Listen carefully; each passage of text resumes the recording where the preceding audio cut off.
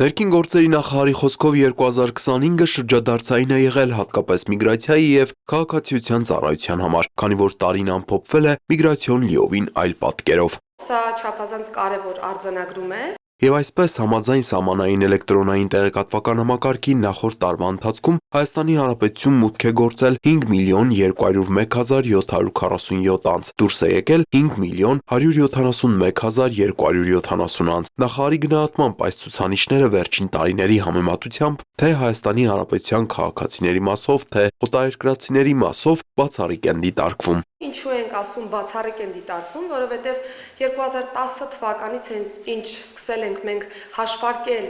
հատկապես Հայաստանի Հանրապետության քաղաքացիների հետ կապված մուտքերի, ելքերի հաշվեկշիռը, միգրացիոն սալդոն եւ առաջին անգամ է, երբ որ մենք ունենք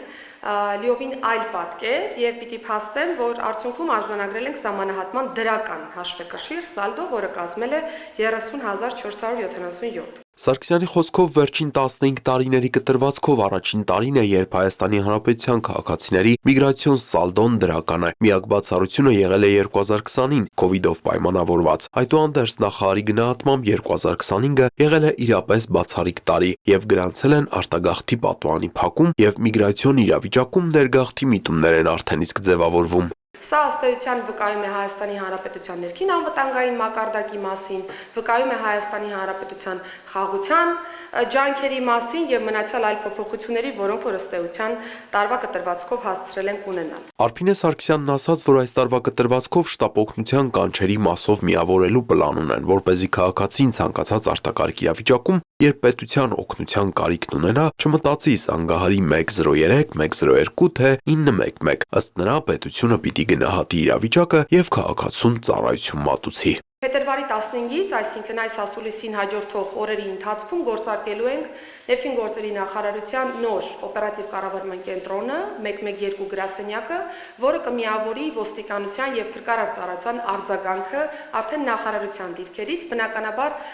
այն տեսլականը ունենք, որ արդեն 2027 թվականին այստեղ կմիավորվեն նաեւ շտապ օգնության կանչերը։ Այսինքն քաղաքացին կունենա մեկ զանգ, մեկ ահազանգ սկզբունքով ծառայությունների մատուցում եւ բնավ կարիք չի լինի հասկանալու տվյալ իրավիճակում արդյոք կարիք կա 3 ծառայությունների միաժամանակյա ներկայության, թե օրինակ միայն ոստիկանական ծառայությունն արդեն իսկ բավարար է այդ տեսանկյունից։ Բայց եթե կլինեն իրավիճակներ, որ իներցիայով կզանգահարեն 102 կամ 911, հոգ չէ այդ կերպ քաղաքացիները չեն զրկվի որևէ օժանդակությունից։ Զանգերն ավտոմատ կուղղորդվեն 112 եւ զանգը կսպասարկվի այնպես, ինչպես հիմա 102 կամ 911 զանգահարելու դեպքում։ Հայաստանում 2025 թվականին 2024-ի համեմատ կատարված եւ դրանցով նախաձեռնված քրեական վարույթների նվազում է նկատվել։ Հանցագործությունների թիվը նախորդ տարի նվազել է 3.2%-ով։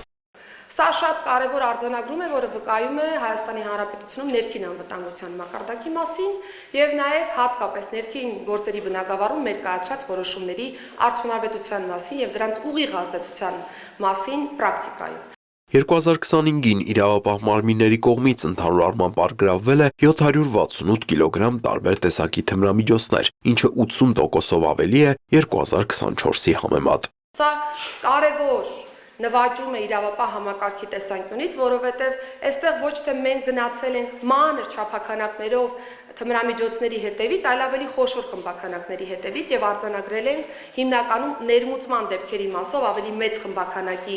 առգրավում որպես այդպեսին եւ ռազմավարական մոտեցումը շատ սինխրոն իրավապահ ամբողջ համակարգում կարողացել ենք տեղ հասցնել եւ այս պայծրությամբ նմանատիպ լավ արդյունքային ցուցանիշներ ունեն։ Արփինե Սարգսյանն ասաց, որ թմրամիջոցների ապօրինի շրջանառության դեմ պայքարի մասով աչքի է ընկել նաև բարեկային ծառայությունը։ Նախորդ տարի բարեկային ծառայողները հայտնաբերել են թմրամիջոցների ապօրինի շրջանառության 2414 դեպք, 2024-ի 1866-ի դիմաց, եւ բարեկային ծառայության ջանքերով առգրավվել է շուրջ 32 կիլոգրամ թմրամիջոց։ Անդրադառնալով ճանապարհատրանսպորտային պատահարներին, նախարարը նշեց, որ մեր երկրում գնալով ավելանում են ավտոմեքենաները, որոնց թիվը հասնում է 1 միլիոնի, եւ այս պայմաններում սինխրոնացում է նաեւ պատահարների թիվը։ Բայց ես ուզում եմ փաստել, որ կրկին գալով բարեկային ծառայության աշխատանքին մենք արձանագրել ենք, որ չնայած այսչափ տրանսպորտային պարկի արկայությանը Հայաստանի Հանրապետությունում, մենք գրանցել ենք հատկապես ճանապարհատրանսպորտային պատահարների հետևանքով զոհերի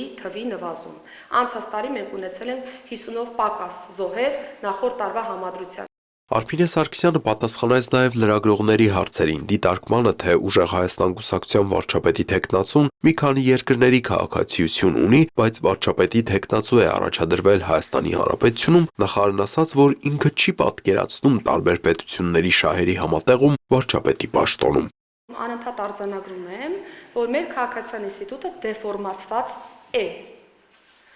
Եվ մենք պրակտիկայում տեսնում ենք հենց այսպիսի դեֆորմացիաների արդյունք։